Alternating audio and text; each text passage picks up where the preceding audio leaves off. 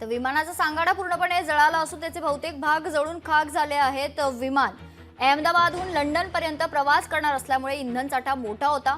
या दुर्घटनेमध्ये या अपघातात 12 क्रू मेंबर्स देखील खरं तर या विमानात प्रवास करत होते आणि त्यात अपर्णा महाडिक ही जी क्रू मेंबर आहे ही सुनील तटकरे यांची नातेवाईक असल्याची माहिती समोर आली। अपर्णा सुनील तटकरेंच्या भाच्याची बायको आहे।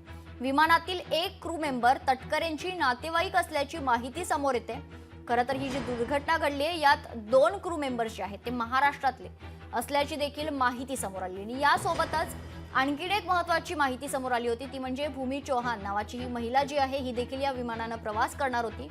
मात्र भूमी चौहान यांचं विमान काही क्षणांसाठी चुकलं। विमान चुकल्यानं भूमी चौहान यांचा जीव वाचलेला आहे। अर्थातच देव तारी त्याला कोण मारी ही म्हण भूमी चौहान यांच्यावर पूर्णपणे लागू होत आहे। विमानाचा सांगाडा खरं तर या दुर्घटनेमध्ये पूर्णपणे जळून खाक झालेला आहे।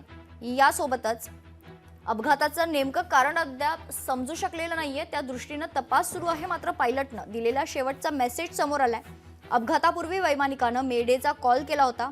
मेडे याचा अर्थ मोठा धोका असा असतो। एअर ट्रॅफिक कंट्रोलने त्यांच्याशी संपर्क साधण्याचा प्रयत्न केला पण त्यांना प्रतिसाद मिळाला नाही। अवघ्या काही सेकंदाच्या शांततेनंतर स्फोटाचा मोठा आवाज ऐकू आला।